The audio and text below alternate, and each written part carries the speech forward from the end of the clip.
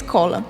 Bom, Emanuela, você pode se apresentar, fala um pouco sobre a sua profissão, sobre você. Então, eu sou Emanuela Marques, sou psicóloga clínica e organizacional. Tenho 17 anos de formada, né? Sou casada, tenho 2 filhos, né? Uma filha de 17, que é a Maria Letícia, aluna da Escola Adventista, e Luiz Arthur, também ex-aluno da Escola Adventista, com 15. São 2 filhos. E trabalho com psicologia clínica e organizacional. Então, trabalho no âmbito dos atendimentos e das empresas também. Que interessante. Você já trabalhou alguma vez para alguma escola? Já prestei serviço com escola só em palestras, né? Palestra, certo. Desenvolvimento de equipe, recrutamento e seleção também. Mas como psicóloga escolar, não é uma área que eu trabalhei. Gostei muito quando fiz o estágio, na minha formação, mas não foi uma área que eu escolhi para atuar. Mas assim, você tem bastante conhecimento, né? E eu gostaria de começar assim com uma pergunta que eu quis colocar como primeira porque eu vejo que hoje em dia é algo que afeta muito a maioria, assim, grande parte dos adolescentes, principalmente, que é a questão da ansiedade. Aí eu gostaria de saber quais são os sintomas que indicam ansiedade, quando que a gente deve entender que está saindo de uma esfera natural para algo preocupante e que a gente tem que buscar alguma ajuda. Então, falar de ansiedade é muito comum hoje, né? A gente fala assim, virou meio que senso comum você falar de ansiedade. Então, a ansiedade é uma emoção. Todos nós temos, todos nós convivemos com essa emoção em nós. Mas aí, de um tempo, ela passa a ser, vamos dizer assim, mais intensa, né? Sim. E quando ela vem numa intensidade maior, é que começa o adoecimento, né? Então, quando se fala da emoção, ansiedade, nós temos ansiedade quando vamos fazer uma prova, né? Quando vamos participar de uma apresentação de trabalho. Aquele friozinho na barriga. Aquele friozinho na barriga, opa, vai dar certo, não vai dar certo e tal. Quando a ansiedade começa a ser prejudicial, quando ela começa a apresentar sintomas constantes, né? Ou então, em algumas situações, ela apresenta sintomas muito intensos, como sudorese, taquicardia, que é o coração muito acelerado, muitas vezes dificuldade na respiração, né? Muitas vezes até falta de ar, né? A pessoa sente falta de ar mesmo, não consegue respirar direito e às vezes acha que está passando mal. Muitos adultos, adolescentes nem tanto, porque não tem essa questão do infarto, né? Mas muitos adultos pensam assim, eu estou infartando, estou com problema de coração. E quando chega no centro de saúde é ansiedade, né? Então, assim, quais são os sintomas mais recorrentes, principalmente em adolescentes, já que é o nosso maior público, né? Então, a sudorese, a taquicardia, o coração acelera, dificuldade ao respirar. Algumas pessoas na crise de ansiedade dão um apagão, como se fosse um desmaio. Ali ela fica, daqui a pouco ela vai voltando à realidade, né? Fazendo exercício de respiração. Então, esses são os principais sintomas quando ela já começa a ser, vamos chamar aí de um transtorno de ansiedade, né? Quando ela começa o adoecimento. Mas a gente tem que ficar bem atento quando já começam os primeiros sintomas, para a gente poder cuidar e buscar ajuda. Existe alguma diferença entre crise de ansiedade e ataque de pânico? Sim, são transtornos, né? O transtorno de ansiedade, que é o TAG, que a gente fala de transtorno de ansiedade generalizado, que já é um transtorno, vamos dizer assim, instalado, né? A ansiedade no processo de doença instalado. A ansiedade generalizada, a crise de pânico, a fobia, todos eles são processos de adoecimento mental, né? Então, aproveitando, eu nem falei um pouquinho, que eu acabei esquecendo de comentar com você, que a gente está no Janeiro Branco, né? Janeiro Branco é um mês dedicado à saúde mental, onde nós devemos aí olhar para a nossa saúde mental com um cuidado maior. No Janeiro Branco, a gente fala de saúde mental, para não falar daqui uns dias de adoecimento mental, que é o que a gente já está falando, né? Sim. Do adoecimento mental. Então, assim, qual a diferença? Antes de responder a sua pergunta, eu vou só exemplificar qual a diferença da saúde mental para a gente falar da doença mental. Então, quando a gente fala da saúde mental, é de promoção, né? Promover a saúde, de buscar autoconhecimento, buscar ajuda profissional. Quando a gente começa a sentir os sintomas, por mínimos que sejam, quando essa emoção começa, vamos dizer assim, a dificultar a nossa vida. Eu venho para fazer uma apresentação de um trabalho, eu não consigo apresentar, então já existe aí uma dificuldade maior, né? Sim. Saiu daquele frio da barriga, saiu daquela ansiedade natural, né? Então já começa a prejudicar a minha vida. Então, enquanto eu estou ali com esses sintomas mais tranquilos, eu estou num processo de conhecimento que eu posso vir a ter a doença mental. Então, ainda posso falar de saúde mental, ainda posso procurar um médico, ainda posso procurar ajuda terapêutica, né? Quando eu já passo para falar de adoecimento mental, que é o que a gente já está falando, né? Sim. Que vamos dizer assim, é o maior desafio.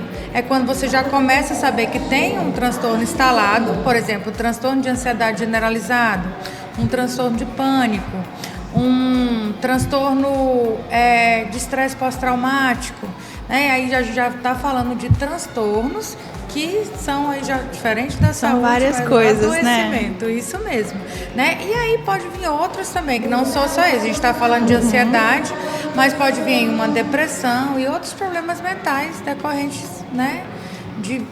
Tem outros problemas mentais que podem acontecer. Mas quando você pergunta qual a diferença de um transtorno de ansiedade para um transtorno de pânico, né? Na verdade, é a forma como ele é exacerbado, como ele é vivenciado, né?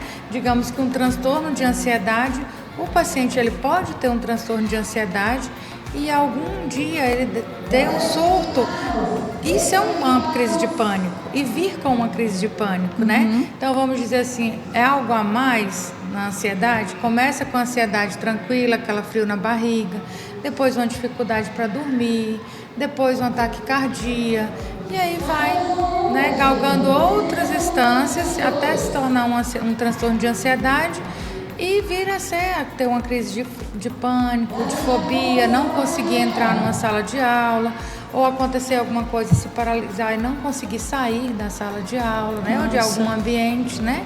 Então, assim, podemos dizer que são transtornos, vamos dizer assim, similares, né? Entendo. Só que com alguns sintomas e sinais mais intensos. Entendi. Né? Podemos dizer assim. E o que você pensa que pode ocasionar essas coisas ou até mesmo intensificar todos esses detalhes de cada transtorno? Vamos lá, o que pode causar é muito É genérico? é muito específico para cada pessoa, né? Porque assim, tem a questão genética, tem a predisposição genética, né? Tem a questão social, tem a familiar. Várias questões podem contribuir para que esses transtornos possam ser causados, né? Possam ter, vamos dizer assim, uma fonte, né? Mas não é só algo, não é o que eu falo. Só me lembra seu nome, por favor. Andresa. Andresa. O que para Andresa é um fator que a gente chama assim de gatilho, né? Que pode causar uma questão de ansiedade ou qualquer outro transtorno, para Emanuela pode não ser, né? Então, assim, tem questões genéticas, tem questões familiares, sociais e N coisas. Traços de personalidade, que a pessoa vem já e aí, né, é colocada em alguma situação que aquilo pode ser um gatilho. Então, assim, é muito genérico, sabe, Andresa? Eu não posso falar assim, é só isso. Não, N coisas podem causar os transtornos. Entendi. Não só esse, mas outros também, né? Às vezes social, quando eu falo assim, talvez uma criança que lá atrás teve uma dificuldade familiar, uma situação de abandono, uma situação de separação dos pais, uma situação de abuso, pode vir a ser uma adolescente que possa desenvolver uma ansiedade. Não que isso é uma regra, compreende? Mas existe aí uma predisposição social, emocional, né? Entendi. E pode ser que tenha uma predisposição genética. Os meus avós tinham ansiedade, a minha mãe tem algum diagnóstico de alguma enfermidade no âmbito da saúde mental e eu posso vir a desenvolver. Mas não que isso seja uma regra, compreendeu? Você acha que os os 4 temperamentos reagem de formas diferentes em relação à ansiedade? Depende muito da situação social, né? Do contexto que ele é colocado, né? Lógico que cada um dos temperamentos é como um perfil comportamental. Cada um tem uma forma de reação. Tem uma forma do que eu me identifico, do que eu não me identifico, né? Então, cada um tem uma reação. Então, em algum momento, eles vão reagir diferentes, né? Porque também depende muito do que um temperamento suporta e do que o outro não suporta. Sim. Né? Eu tenho ali alguns filtros que eu consigo, com o meu temperamento, eu consigo tirar de letra, sair da situação, mudar a conversa ou sair para outro ambiente. E às vezes em algum temperamento não consegue sair, tem que ficar ali até sanar a situação. Pode ser um gatilho também. Eu penso que internalizar, quando a gente percebe um desses sintomas, pode agravar muito a situação. E quais são suas dicas, assim, para, por exemplo, quem está ouvindo que percebeu que tem algum dos sintomas ou que já se encontra numa fase de um estágio avançado da ansiedade, o que essa pessoa pode fazer? Quando você fala internalizar, é a pessoa simplesmente se fechar. Isso, né? Se não, fechar e não querer tocar no assunto. Não querer tocar no assunto, né? Assim, a ansiedade, ela vem aí com alguns sintomas. Eu até falava outro dia numa palestra, a ansiedade, hoje ela confunde muito até com a depressão. Né? Algumas pessoas falam assim, fulano está deprimido. E quando vai para diagnosticar, é um transtorno de ansiedade. Hoje, a pessoa com ansiedade, ela também se isola. Né? Hoje a pessoa com ansiedade, ele fica, não que antes não acontecesse, mas hoje está muito mais comum, né? Antes era mais a depressão que se isolava, deixava, né, o tempo passar, sair ali do âmbito social. A ansiedade hoje também traz esse isolamento como sintoma, né? E quando a pessoa percebe que está com algum sintoma ou com alguma situação real, talvez na sala de aula, talvez na família, nas relações interpessoais, às vezes em algum relacionamento amoroso, né? A pessoa começa a perceber, a primeira coisa que ela tem que fazer é ter um encontro, eu gosto muito de falar disso, ter um encontro com os seus sentimentos e identificar o que está sentindo. O que eu estou sentindo? Quais são as emoções? Como eu iniciei falando, a ansiedade é uma emoção, né? As outras emoções. Tem um filme Divertidamente, não sei se você já assistiu. Eu amo ele, gosto muito de falar, principalmente para jovens, sobre ele. Quais são as emoções? Medo, nojo, raiva, né? Alegria. Então comece a identificar qual é a emoção que eu estou sentindo. Nesse momento eu estou com raiva. Raiva, por que eu estou com raiva? Você começa a racionalizar aquele sentimento, ou seja, você está tendo contato com o que você está sentindo, né? A partir do momento que eu nego aquilo ali, coloco debaixo de um tapete, eu simplesmente deixo para depois. E eu não tenho contato com aquela sensação ou com aquele sentimento que eu estou sentindo. E aí vai acumulando aqui dentro, vai acumulando. Um recurso muito importante é falar. Falar sobre os seus sentimentos, falar sobre as suas emoções. Só que falar com adolescentes sobre isso é preocupante também, né? Porque assim, fale das suas emoções, fale dos seus sentimentos, mas falar para quem? Realmente. Né? Cuidado com quem você está dividindo a sua vida. Muitas vezes a gente vai para as redes sociais, expõe a nossa vida de forma inadequada. Ou você começa a conversar com uma pessoa hoje, um outro adolescente da sua idade ou jovem, e ele já vai estar sabendo ali tudo da sua vida, talvez coisas que nem a sua amiga mais próxima você consegue falar. Então, assim, é interessante falar, mas é interessante falar para as pessoas corretas. Quem são as pessoas corretas, né? Os nossos pais, os nossos responsáveis. Mas eu não tenho tanta abertura com os meus pais, mas eles não me dão tanta abertura. Mas como eu tenho feito para me aproximar deles? Para pedir um pouquinho de atenção, para mostrar para eles às vezes que eu quero conversar. Não, Manuela, realmente não tem como, já tentei. Ok. Quem são as pessoas da escola que talvez pode chegar? Um professor, uma professora, um orientador, que você pode dividir, né? Pedir ajuda, sabe? Quando você começa a sentir que tem algo aqui incomodando, que você sozinho não está conseguindo, peça ajuda. O mais importante é isso, divida com pessoas certas, aquelas que vão te ajudar. Muito cuidado com as amizades, né? para Com quem eu certeza. exponho a minha vida, né? Isso é importante, a gente está sempre ligado nisso. Mas falar ainda é muito terapêutico. Eu também gosto muito da escrita. Sim, Eu acho muito libertadora. é um recurso terapêutico excelente. Inclusive, assim, eu sempre passo para os meus pacientes esse recurso, né? Esse recurso terapêutico, porque escrever, as pessoas, mas depois se alguém pegar e ver, escreve, depois rasga, joga fora, Sim. né? E quem tem um diário, quem tem o hábito de ter um diário, mas coloca ali é uma forma de expressar. Né? Com Então certeza. expresse de alguma forma os seus sentimentos. Muito Sim. bom, é um recurso excelente. Você falou sobre a questão do âmbito que a pessoa está inserida, do contexto de cada pessoa. E como você acha que uma pessoa, um aluno, um adolescente em uma escola, ele pode manter a saúde mental estável, as suas emoções estáveis, conciliando as cobranças da escola, as transformações no período da adolescência, as decisões que virão a ser tomadas para o futuro, porque realmente vem cobranças de todos os lados. E se não souber relaxar e organizar a cabeça, pode acabar dando muito errado. Quais são as suas dicas? Primeira coisa, sempre falo, a gente tem que ter um foco.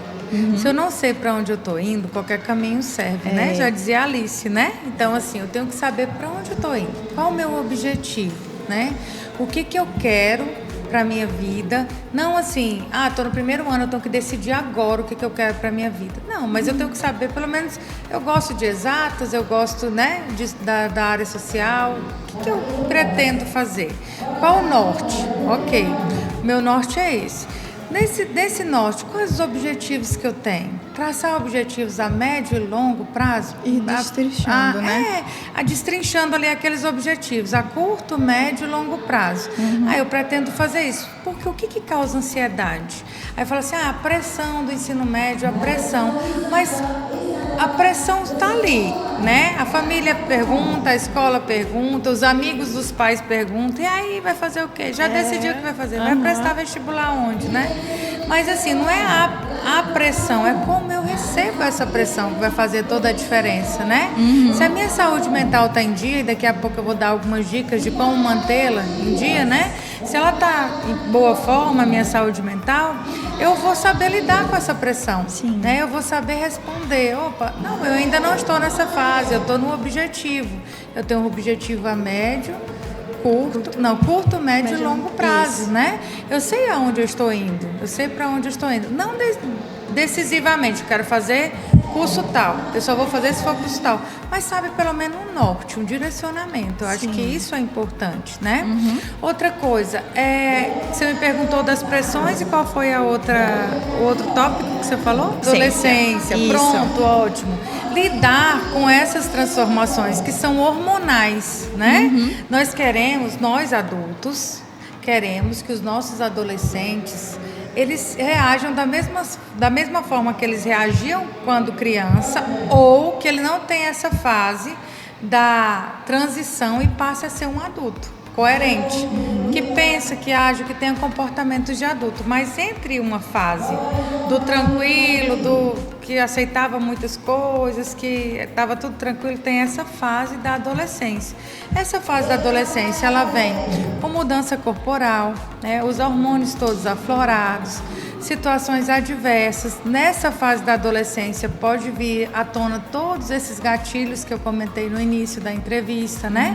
Situações pessoais, situações familiares, né? Algumas situações de mudança, né? De cidade, de estado, quantas coisas vêm nesse período, né? Então, assim, essa fase, ela é bem desafiadora. Muito desafiadora. Então, nós, enquanto pais, temos que estar preparados para saber que nós não estamos mais lidando com aquela criança, né? E a escola também. E os adolescentes também. Então, cada um está vivendo separadamente. Os pais em casa, a escola no seu contexto escolar, com as suas regras e normas, né? E o aluno, por sua vez, em outro momento. Então, eu acho que esse encontro, escola, família, e aluno juntos, eu acho que pode contribuir, sabe? Para entender um pouco esse processo, para conversar mais. Uma das coisas que eu achei muito interessante na época da pandemia aqui, os professores faziam umas ligações para a gente, né? Chamada de vídeo para fazer oração e tudo. Nossa, aquilo nos ajudou tanto. Por quê? Reduzia um pouco a nossa ansiedade. O que era, como que estava, como é não sei o quê, aquele online e tal. Então, assim, essa proximidade da escola com o aluno, da escola com a família, da família com a educação, a proximidade faz uma diferença muito grande. Porque nós não vamos poder passar por essa fase. Eu acho que uma das coisas que nós, família, e os adolescentes fazem é aquilo, não ter contato com as emoções dessa fase. E, de certa forma, nega. E não tem como negar a adolescência. Ela chega para todo menino após os 12 anos de idade. Essa fase, até chegar aos 18, eu passei, vocês vão passar, né? Sim. E muitas vezes a gente nega. Não, tá tudo bem. Não, daqui a pouco passa. É uma frase que a gente ouve muito. É fase. É uma fase, mas ela precisa de atenção. Sim, ela precisa de cuidado, né? Ela precisa de orientação, né? E não é só aquela orientação. Não pode fumar, não pode beber, não pode chegar tarde. Não, é orientação quanto ao seu corpo, a sua exposição, a sexualidade. Assim, é muito desafiador ser mãe de adolescente. Com certeza. É bem desafiador. E que conselho você daria para um adolescente que está lidando com todas essas coisas e a influência dos amigos é muito pesada e ele quer se desprender, mas muitas vezes ele se sente pressionado porque quer se sentir incluso em um grupo, quer se sentir participante da galera. Aceito, assim. né? Exatamente. Só que ele reconhece, assim, isso não tá certo pra mim, ou às vezes não sabe. Como você, assim, daria um conselho para uma pessoa não se deixar levar pela influência dos amigos e qual é a influência que os amigos têm nessa fase? Bom, eu volto a falar naquela frase, se eu não sei para onde estou indo, qualquer caminho serve, né? Então, se eu não tenho base, se eu não tenho uma base, se eu não tenho um direcionamento, aonde eu quero chegar? Qual o meu objetivo? O meu objetivo é só terminar o ensino médio? É só estar na escola? Não, eu tenho um objetivo de educação, de adquirir conhecimento, né? De saber que eu tenho um objetivo a curto, médio e longo prazo. Então, se eu sei para onde está indo, quais os questionamentos que eu vou fazer? Essa amizade, ela contribui com o meu desenvolvimento? Ela contribui com o meu direcionamento, com os meus objetivos? Princípios também. Né? Tá coerente com os meus princípios, né? Tem eu não lembro agora qual que é o autor que ele fala. Nós somos a média das 3 pessoas com quem nós mais convivemos, né? Eu não lembro quem é a pessoa que fala isso, mas nós somos a média dessas 3 pessoas. Então, se eu convivo com pessoas que não têm uma rotina, que não têm um direcionamento de estudo, que não sabem para onde está indo, aos poucos, isso vai acontecer comigo, vai ficando natural. Vai ficando natural não ter rotina, vai ficando natural, às vezes, mentir para os pais, vai ficando natural ter um comportamento adverso, né? E o pior de tudo, não estar coerente com os nossos valores, né? Porque na necessidade de pertencimento do adolescente, ele negocia alguns valores. Ele negocia algumas coisas assim. É muito comum você ver assim, mas fulano era um menino tão bom. Em escola a gente ouve muito essa frase, né? Fulano era um menino tão bom, era uma menina tão boa e de repente, por quê? Para pertencer àquele grupo, eu começo a negociar alguns valores. Né? Eu começo a achar que aquilo que o outro colega está fazendo é natural, né? A começar a fazer também, a sair das minhas rotinas, a dizer para os meus pais que eu estou indo para um lugar e estou indo para outro. Então, assim, cuidado com quem você está. né? Não é segregar a pessoa, mas é mostrar para ela que os seus valores não é compatíveis com aquele comportamento. Meu avô dizia muito, e é bíblico, né? Diga-me com quem tu andas, que eu direi quem és, né? E eu cresci ouvindo isso, né? Então, assim, para mim é um valor muito importante. Não que eu segregue, não que eu deixe de falar, você não vai andar com A, B ou C. Para os meus filhos, nunca falei. Mas sempre digo assim, cuidado com o comportamento X, cuidado com a forma de pensar, cuidado com os valores que você tem. Então, assim, não negocie. Você disse para mim, perguntou para mim qual um conselho que eu daria, né? Uma orientação. Não negocie seus valores, sabe? Qual que é a sua base? O que te faz bem? Né? Não deixe o valor do outro, os comportamentos do outro atrapalhar a sua vida, né? Então, assim, veja até onde você pode ir, os objetivos que você tem, né? Os interesses que você tem pela vida, o seu direcionamento espiritual, pessoal, familiar. Isso é compatível com esses comportamentos? Isso é compatível com o grupo A, B ou C? Então, seria isso, sabe? Prestar atenção qual grupo você está inserido. Sim. Brincar, sorrir, às vezes fazer uma brincadeira. Isso acontece, é necessário, até para descompilar um pouco a mente, até para, né, ficar um pouco mais à vontade, sair da tensão do dia a dia. Mas se aquilo vira uma regra, então já não é benéfico, né? Se eu saio da regra e estou da regra para fazer aquele comportamento que não é benéfico, vira a ser uma regra, já não está sendo válido. Eu enxergo essa questão de uma forma que eu tenho que me autoconhecer para saber quais são as minhas questões inegociáveis. Exatamente. E a partir dessas questões eu formular quais são as pessoas com quem eu quero por perto. Sim. E analisar o ambiente que eu estou. Acho que às vezes isso é muito necessário para adolescentes, principalmente no início, porque tá transicionando, já começa a ser inserido em um meio em que vem muitas influências. E, por exemplo, eu quando entrei na adolescência, ali nos 13 anos, eu tinha amigos que eu chamava de amigos, mas que na verdade não eram boas influências, que não era o que eles pensavam, o que eles queriam não era compatível comigo. Só que eu não soube reconhecer isso. Aí, ao longo do tempo que eu aprendi esse conceito de me autoconhecer, foi que eu consegui como que fala? Esqueci a palavra, Cleiton! Foi assim que eu consegui peneirar as pessoas em que eu deixava se aproximar de mim. E, a partir disso, como você acha que o autoconhecimento ajuda, psicologicamente falando também, na questão da nossa vida?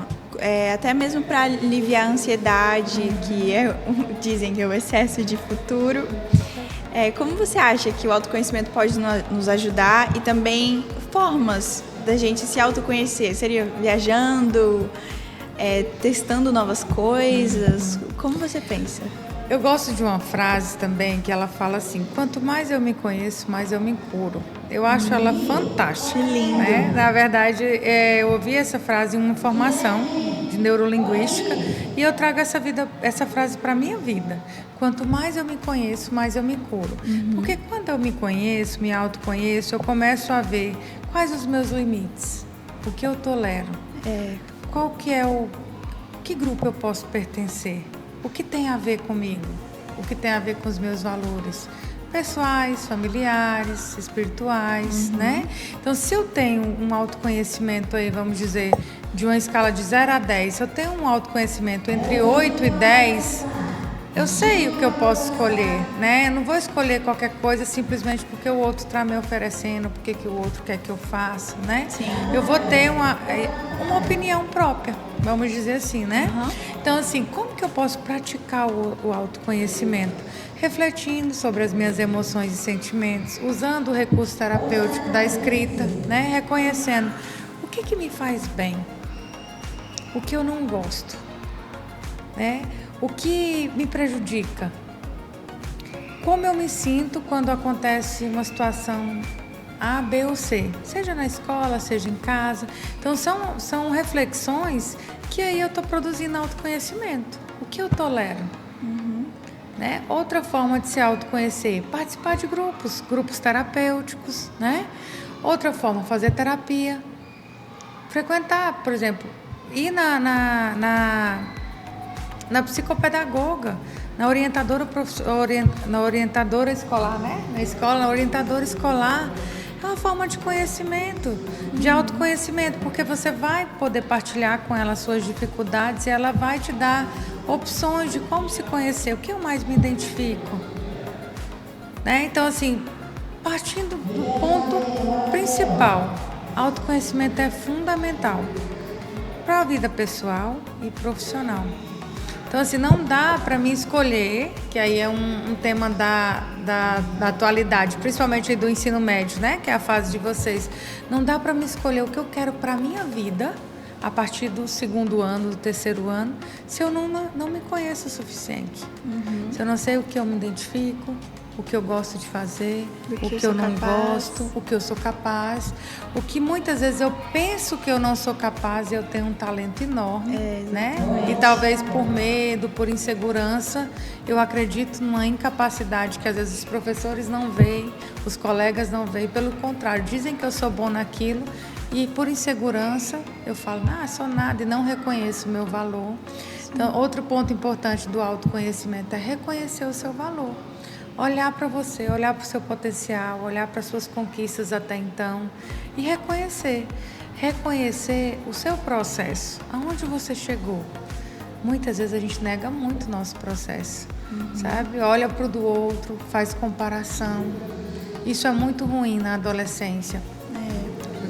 A gente compara o corpo, compara as amizades, compara, né, os ganhos ali, compara as frustrações e a gente começa a comparar com o outro.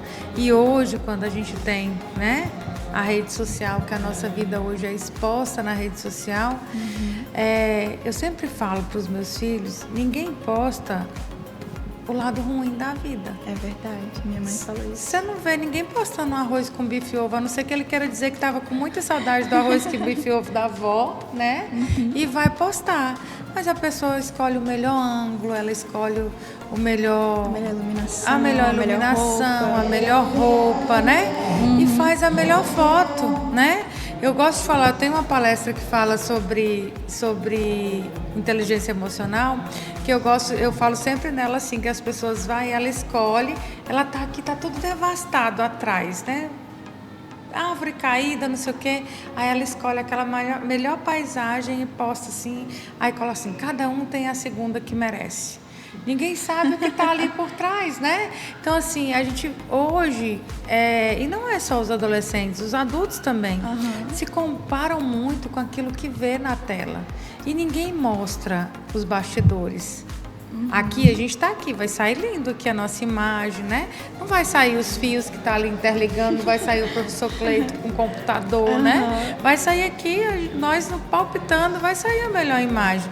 Certo, é esse o nosso objetivo, mas o tempo todo as pessoas tentam mostrar só isso. Só o melhor ângulo, só a melhor foto. E a gente não vive só de palco, exatamente. Né? E aí, quando nós vamos nos comparar com os outros, nós nos comparamos com o palco do outro. A gente não conhece os bastidores, isso é muito arriscado, porque aí nunca nós estamos o suficiente. Nunca temos os melhores amigos, nunca temos as melhores viagens, nunca temos o melhor final de semana em família, porque está muito aquém do que o outro está mostrando. Né? Eu acho que isso é muito perigoso, sabe? Eu vejo isso como um dos maiores desafios na atualidade, é você reconhecer a sua vida, o seu processo, o seu momento como válido e não querer comparar com o outro, né? Porque o outro não mostra os bastidores, só o palco. Às vezes a gente catastrofiza muita coisa e, por exemplo, eu estou numa viagem maravilhosa, estou na praia com minha família, só que algo tão pequeno aconteceu e me chateou e aquilo acabou com o meu dia. Sim. E eu acho que muitas vezes a gente está muito encharcado com muitas coisas que a gente consome na rede social e isso contribui para que a gente torne esses pequenos problemas tão grandes, porque a gente pensa, nossa, ai, fulano tá tendo uma viagem tão boa, ai, fulano tá comendo uma comida tão boa. Então, é uma visão que eu tenho, assim, que foi até recente, de que quanto menos com isso aqui eu estiver, melhor vai ser para mim. Melhor eu vou ter um desempenho escolar, melhor eu vou ter relacionamento com minha família, com Deus, principalmente. Mais eu vou cuidar de mim mesma. E eu estava até pesquisando e estudando sobre que tem muitos métodos de desenvolvimento pessoal, principalmente para pessoas que estão entrando agora em fases de muitas decisões, que são os adolescentes. E eu vejo que o exercício físico, a alimentação adequada, bons relacionamentos, boas bases, coisas agradáveis pra gente, fazem bem. E a gente está se esquecendo muito disso. A gente tem focado e gastado tantas horas só rolando a tela e enchendo nosso cérebro de informações. Sim, e também buscando somente prazeres. A gente tem fugido muito do que confronta a gente, do que faz com que a gente cresça. E que, assim, qual dica você daria assim, de hábitos que ajudam a gente no nosso desenvolvimento pessoal, de acordo com a psicologia? Menos horas de tela é, assim, top Óbvio. 1. Ela, né, é top 1 da lista. E outro dia eu ouvi no podcast falar assim, pesquisas comprovam que você pode ir ao banheiro sem o celular, né? Pode ir, menos horas, por favor, né? Então não existe essa necessidade tão grande da tela. Como eu falava antes, a comparação. E quando você fala assim, às vezes eu estou numa reunião familiar, eu estou num ambiente, estou numa viagem, né? E acaba que acontece algo e aquilo vira uma coisa assim, uma dimensão desnecessária. Eu sempre falo que tudo que a gente foca cresce. Tudo que a gente foca. Se eu focar numa dificuldade, ela vai crescer. Se eu foco, eu não tenho um bom relacionamento com meu pai, aquilo para mim passa a ser uma verdade. Se eu digo assim, o meu relacionamento com meu pai não está tão bom, mas o que eu posso fazer para melhorar? O que eu posso fazer? Porque eu sempre falo, quando eu aponto um dedo para você, tem 3 apontando para mim. Né? Então, qual a minha parte nesse relacionamento? Se eu simplesmente foco, aconteceu uma situação X e daquilo ali virou uma bola de neve, como você colocou, tudo que eu foco cresce. Então eu vou passar a ver o meu passeio só a partir daquele prisma, daquela situação desagradável que aconteceu, né? Como eu falava anteriormente, as pessoas não postam os bastidores, elas postam o palco. E aí aquela situação foi um bastidor. Eu gostaria de ficar presa àquela situação? Ou eu estou me prendendo por quê? Então, assim, eu preciso saber o que eu vou dar foco, o que eu vou dar ênfase, né? Para que eu possa aproveitar o passeio, a viagem, aquele momento em família, ou até mais na escola, com alguns colegas. Às vezes é até uma saída com um colega, com um grupo da escola, um passeio, um sorvete. E acaba que acontece uma situação, uma fala, e eu me fecho e acabo não participando do todo, né? Então, outra coisa importante com relação ao uso das redes, né, ao uso das telas. Eu falei da comparação, eu falei do tempo, né, do uso das telas, do conteúdo que é apresentado. Você falou da questão de o que me faz crescer, né, o que traz para mim, o que agrega. Eu gosto sempre de perguntar para os meus filhos assim, o que esse conteúdo agrega para você? Lembra quando a gente falava lá do autoconhecimento? Eu sei para onde eu estou indo. O que aquele conteúdo vai agregar para mim? Se você pensar bem, nada. Né? Então, assim, eu preciso me conhecer, eu preciso conhecer os meus objetivos e o que eu quero para a minha vida. Não tão regular, não é uma régua, não é daquele jeito que eu não posso desviar. Mas eu também não posso ficar o tempo todo em conteúdo que não agrega. Exatamente. Né? Então, assim, tempo, comparação, conteúdo. Hoje é muita informação, tem coisas que não tem necessidade nenhuma e eu fico sabendo. Já parou algumas vezes que tem informações e você fala assim, não tinha necessidade de saber disso? E você tá ali, você sabe da vida de Deus e todo mundo, desnecessariamente, né? E com informações que não agregam para sua vida pessoal, nem profissional, né? Então, assim, como que seria se autodesenvolver para isso? Primeira coisa, autoconhecimento, que a gente já falou. Depois, ter uma rotina, né? Ter uma rotina, ter objetivos claros. Eu sei o que eu quero, eu sei para onde eu estou indo. Qual a rotina que vai me levar a isso? Mas eu só vou estudar? Mas os meus pais querem que eu só estude. Não, faça uma rotina com horários, né? Obedeça aquela rotina. Colocar um exercício físico. Sim, coloca um exercício físico nessa rotina. É primordial. Seja um beach tênis, seja uma academia. Eu não gosto de academia, caminhada. Faz uma caminhada, né? Eu não posso financeiramente, eu não estou podendo fazer faz uma caminhada, né? Sei lá, algo. Chama um amigo, marca um dia toda semana. Vão correr, vão caminhar, né? Não tem. Usa as redes sociais, então. Tem tantas aulas no YouTube, práticas, né? Muito bom. Faz na sua casa exercício físico. Então, assim, exercício físico é você manter o seu cérebro ativado para receber os hormônios bons, que são os hormônios do prazer, né? Nós temos o tempo todo no nosso organismo os hormônios do estresse, que é o cortisol e a adrenalina, o tempo todo, porque a gente está sempre ligado, está sempre tendo alguma coisa para fazer, está sempre com a agenda cheia, não se prioriza, não sei o quê. Cortisol e adrenalina tá lá em cima. Quando eu faço alguma atividade que me dá prazer, e às vezes não é só o exercício físico, assistir uma série, ler um livro, escutar uma música, tomar um banho relaxante.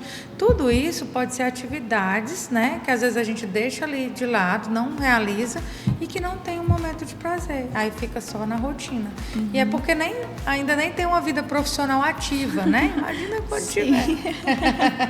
Né? Então, assim, os hormônios precisam ser restabelecidos, a dopamina, os hormônios que são os hormônios bons, os hormônios que dão prazer, a sensação de bem-estar, né? Sim. Então, se eu fico sem praticar nenhum exercício físico, se eu tenho uma rotina que não cabe nada de lazer, eu vou ter prejuízos. Aí é o primeiro degrau ali, o estresse, o primeiro degrau para voltar lá de onde a gente começou, para a ansiedade. Né? O primeiro degrau para a gente poder desenvolver algumas coisas que não são benéficas. Sim, e eu penso que existem formas saudáveis e não saudáveis de adquirir dopamina. Porque quando a gente está, por exemplo, eu já desinstalei porque eu percebi isso no TikTok. É a melhor parte da música, num vídeo super curto, super colorido, super satisfatório de assistir, libera dopamina. Aí passa pro próximo, aí vai. Com o tempo, o nosso cérebro está tão acostumado com aquela dopamina que pra gente se sentir feliz tem que ser algo extremamente grande. E aí eu entendi que é realmente o mesmo efeito de uma droga. Exatamente. Porque vicia a gente vai querendo mais e mais. E eu acho que para se desprender desses maus hábitos, a única coisa que a gente precisa é se desprender dos maus hábitos. Uma certa vez a minha irmã me perguntou, como eu começo a fazer academia? Eu começo a fazer academia. Fazendo. Simplesmente você sai do estágio parado e começa a fazer. Exatamente. A gente... É algo que eu até estava vendo, que você não tem que pensar antes de você só faz. Porque se você for pensar, o seu cérebro vai querer sempre ficar quietinho. E criar um monte de historinhas, né? Exatamente. Tenho que levantar cedo? Não pensa, só levanta. Minha cama tá aqui. Não, minha cama levanta. E é algo que eu até gostaria muito que mais pessoas soubessem, porque isso me ajudou muito. E eu sei que no desenvolvimento pessoal, que muitas pessoas não priorizam muito, não dão tanto valor, mas a partir do momento que a gente começa, a gente vê beleza naquilo. Sim. E vê como é satisfatório, a gente vê que nós estamos crescendo, que nós temos um futuro, que há muitas oportunidades, possibilidades e que nós estamos tão jovens e temos tantas coisas para aprender. E temos um universo tão amplo de coisas para escolher. Então, aproveitar essa fase que você disse que é a adolescência é crucial. Porque depois tem muitas outras muitas responsabilidades vêm por aí. Sim. Então, Vocês têm algum comentário, alguma dica para todo mundo que está assistindo? Bom, quando você fala do desenvolvimento pessoal, né, que você queria muito que outras pessoas ouvissem sobre isso, né? Na nossa cultura, ela não, agora que a gente está desenvolvendo, né, o hábito, o conhecimento, Sim. e apresentando a importância do desenvolvimento pessoal, né? Porque nós fomos criados para crescer, estudar e trabalhar, né? Mas nesse processo existe aí, nesse crescer, estudar, trabalhar, né, que faz parte de um todo, nós também temos a necessidade de desenvolver desenvolvimento pessoal e desenvolver o nosso emocional, que não vem pronto, né? Então a gente precisa ter um equilíbrio emocional, a gente precisa desenvolver boas relações, tudo junto, crescendo, estudando, decidindo o que vai fazer da vida, né? E até depois que já está com a vida profissional, vamos dizer assim, ativa. Nós precisamos reconhecer a necessidade do desenvolvimento pessoal. E vem junto aí no mesmo combo emocional. Eu gosto de dizer que a gente nasceu para estar em movimento, que a gente nasceu para estar fazendo coisas. Exatamente. E aprendendo. Nosso corpo não é para ficar parado o tempo todo. Exatamente, aprendendo. E quando você fala da questão da... O que eu posso fazer? Eu queria fazer academia, o que eu posso fazer, né? Ou então, eu quero buscar desenvolvimento pessoal. Sabe qual que é o maior erro? É a gente querer fazer tudo de uma vez. E isso é muito próprio também do adolescente. Não só do adolescente, alguns adultos também têm isso. Eu vou fazer academia, eu vou fazer 5 dias na semana. Não. Mas eu não consigo ir todos os dias. Vai 3 vezes na semana. Começa indo 2 vezes na semana, começa a ter gosto por aquilo, né? E vai fazendo mais vezes. Então eu quero ler um livro, eu tenho que ler um livro no mês. Se você não lê um livro no ano, por que você tem que ler um livro no mês? No primeiro mês? Então leia metade do livro, vai no teu tempo, né? No teu passo. Não se cobre para fazer algo. Hoje eu não faço nada, amanhã eu quero fazer 10x. Hoje eu não faço 1x, amanhã eu quero fazer 10x. E aí a gente não consegue ter constância. Né? Então, assim, é muito importante. Se eu não faço exercício físico, vou fazer a cada 2 dias na semana. Mês que vem eu começo a fazer 3. Estou me sentindo bem, estou conseguindo organizar minha agenda, vai estar ali, vou estar me adaptando. Vou fazer 5 vezes na semana. Mas não precisa sair do 0 para o 10. A gente pode construir, né, hábitos saudáveis. Hábitos saudáveis, eles são construídos. Né? Se eu não me alimento hoje, a primeira coisa que eu tenho que ter é consciência. Eu tenho consciência que as minhas relações não estão boas, o que eu posso fazer para melhorar? Né? Então eu preciso fechar alguns ciclos, vou fechar alguns ciclos, né? Tem algumas amizades que são tóxicas, que hoje é muito comum, né? Falar das amizades tóxicas e tal. Não me faz bem, por onde que eu posso começar a fechar? Eu posso me afastar de todo mundo? Não, eu não vou dar conta de me afastar de todo mundo. Eu vou sentir solidão, eu vou sentir falta, eu vou sentir vontade de conversar. Então eu vou me afastando, né? Vou fechando alguns ciclos aqui, outros ali, né? Mesma coisa com relação ao TikTok. Outro dia eu falava com um profissional, um colega da psicologia, e ele falava assim, é uma queixa, né? E aí ele falou assim, Manuela, mas o TikTok ele foi feito para te manter ativo. Foi feito para te gerar dopamina. O algoritmo tá aí pra isso. Você ali, o TikTok, o próprio Instagram, né? As redes sociais como um todo, mas o TikTok muito mais, porque ele te prende ali com a música, com um tema interessante, com um diagnóstico pronto, né? Com algumas coisas assim, que você, e você vai rola na tela. Você não tem que parar para pensar, entender, seu cérebro fritar um pouco. Alguma coisa vai ali de encontro ao que você está pensando, está sentindo naquele momento, faz todo sentido, e aí você começa a ter maus hábitos a partir daquilo. Muitas horas no telefone, na internet, né? O sono começa a ser prejudicado. Quando você vê, é muito comum atender pessoas no consultório que têm dificuldade para dormir. Qual a higiene do sono que eu faço? No mínimo 1 hora antes eu deixar o celular. Gente, o celular não nos faz respirar, né? A gente pode viver sem ele e a gente não faz, né? Tem os adultos mesmo, às vezes a gente cobra dos nossos filhos e nós não fazemos, né? Então 1 hora antes Comece a programar para dormir mais cedo, se organize para levantar mais cedo. Faça disso um hábito. E depois a gente não se arrepende. Não, só tem ganhos. Exato. Na verdade, só tem ganhos. Porque, assim, ajuda muito a saúde mental. Isso são fatores, assim, são hábitos que contribuem muito para a saúde mental. Para a gente não chegar já falando como a gente chegou a falar no adoecimento, antes de passar pela prevenção, existe meios de prevenir. E a gente, infelizmente, só olha quando já está assim. Eu até comecei a fazer algo que, inclusive, para quem quiser começar a ter novos hábitos, foi até muito, que me ajudou muito.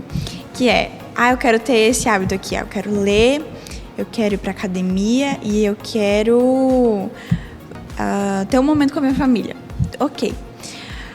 Eu coloquei no papel as coisas que eu queria, aí eu fiz um calendário para cada hábito. Aí eu coloquei lá o nome, a academia. Aí os dias que eu fui para academia, eu fui e marquei. Aí eu me senti motivada a preencher tudinho, para deixar tudo coloridinho. E é algo que, assim, quando a gente tira da nossa cabeça e passa para algo visual, ajuda muito, porque aí você não tem o perigo de esquecer, você vai gerando o hábito também de você olhar para o papel e querer marcar, e me ajudou bastante. Uma rotina saudável, né? Que você dá atenção aos pilares ali da sua vida que você precisa ter para ter uma rotina saudável, né? Família, tempo de estudo, tempo de lazer, tempo de cuidar da sua saúde física e mental, né? Então, assim, uma rotina saudável, ótima dica, muito bem. Gostei. Então, muito obrigada, viu, Manuela? Eu que agradeço, muito prazeroso esse tempo. Eu amo muito psicologia. Não sei se eu pretendo fazer. Quem sabe tem uma colega de profissão aí, né? Foi muito bom conversar com você. Eu espero que a nossa conversa tenha ajudado outras pessoas, que a sua fala também chegue em outros corações. Bom. E que mais pessoas venham se encantar por essa profissão e por esses assuntos. Viu? Muito bem, eu também quero agradecer muito o convite, né? Para mim foi muito satisfatório poder estar aqui conversando com vocês. E assim, uma coisa importante que eu deixei de falar, que a gente acabou não chegando em escolhas profissionais, né? Mas uma coisa bem interessante, principalmente o pessoal do 2º e 3º ano, busca uma orientação profissional. Não escolha o curso que vai fazer, não teve muito a ver com o que a gente conversou, mas é algo muito intrínseco da psicologia, sabe? Que a gente precisa sempre orientar, principalmente na área da psicologia escolar. Busca uma orientação profissional, né? Não faça nada simplesmente porque eu acho que eu quero aquele curso, ou então meus pais querem, o meu pai tem tal profissão, eu quero seguir a profissão. Não que isso não seja válido, é importante, é válido, é importante você reconhecer, né, a profissão do seu pai, da sua mãe, mas você precisa reconhecer quais as suas identificações, com o que você se identifica, né? Eu gosto de exatas, eu gosto de humanas. Que área que eu me identifico mais? Qual a área que eu quero seguir? Então, assim, simplesmente não vá para o 3º ano ou não vá para a faculdade decidindo fazer algo por fazer, né? Não perca seu tempo fazer por fazer. Eu sempre falo assim, e já vou falar em queimar a língua, né? Eu queimei minha língua esse ano. Porque eu sempre falava assim que não tinha necessidade da Maria Letícia sair e já ir para a faculdade. Eu acho que ela tinha que ter ali um ano, na Igreja Católica fala um ano sabático, né? Um ano de tempo, um tempo assim para ela pensar, para ela, né, fazer uma orientação profissional. Mas ela sempre disse, eu quero tal curso. E ela já saiu, já passou em 3 vestibulares já naquele curso, né? Então eu penso assim, é uma escolha dela, ela já sabe o que quer, ok, não tem o que questionar. Sim. Já que para outras pessoas, talvez, não sei se eu quero. Cada um tem um ritmo. Não sei o quê. Aí no meio da faculdade descobre que não é aquilo que quer. Aí é despesa, é tempo, é expectativa, né? Então, assim, cada um tem o seu ritmo. Aí eu volto lá para aquilo que a gente falou. Gente, eu falo muito, né? Mas... Fica tranquila. É aquilo, não se compare, né? Não é porque você entrou na faculdade logo que terminou o ensino médio, ou até tem colegas que... Eu lembro de uma colega dela que entrou ano passado, né, ainda no segundo ano. Não se compare, cada um tem seu tempo, cada um tem seu ritmo, cada um tem o curso no qual se identifica. Então, assim, não busque nada simplesmente por fazer. É tempo, é gasto, é expectativa. O professor Cleito e os demais professores, para estarem aqui, eles têm que se identificar, eles têm que gostar do que faz, né? Eu estou aqui, escolhi psicologia porque era que brilhava os olhos. Eu sempre falo, o coração aquece e brilha os olhos. Então, assim, busque algo que você se identifique. Lógico, tem vários fatores profissionalmente que a gente tem que, né, identificar. A questão da identificação, a questão do salário, a questão da qualidade de vida, tantas coisas, né? Porque na própria faculdade você já vê ali o caminho que você vai traçar. Então, faça uma orientação. Não precisa nem procurar um profissional psicólogo, não, eu não trabalho com orientação profissional. Mas procure, às vezes, até o orientador educacional. Ele vai te ajudar, ele vai fazer alguns testes, uma conversa, uma orientação, uma dinâmica, né? A própria clínica escola de psicologia que tem aqui pode ser uma possibilidade de parceria, né? Com os terceiros anos, fazer orientação profissional. Eu lembro que foi uma fase do meu estágio educacional que foi excelente. A gente fez com o terceiro ano, na época eu estudei na UBRA, né?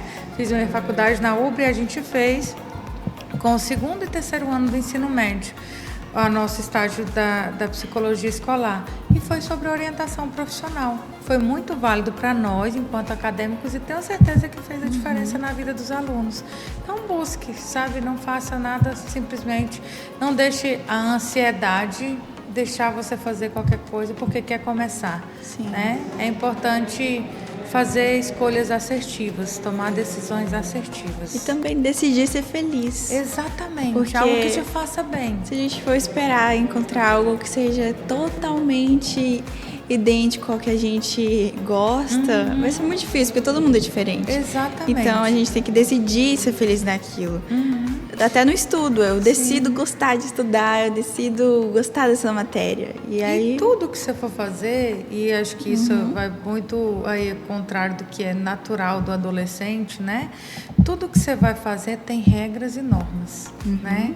Tudo que você vai fazer, eu sempre falo para os meus filhos, tudo que você vai fazer na vida tem regra para cumprir. Todo grupo tem uma dinâmica a ser seguida. Sim. Tem uma regra, tem uma norma, então qualquer faculdade que você escolher, você vai precisar ter uma rotina de estudo, você vai precisar ter horas de sono suficiente, você vai precisar fazer exercício físico. Então, ou seja, o desenvolvimento pessoal hoje já não é mais só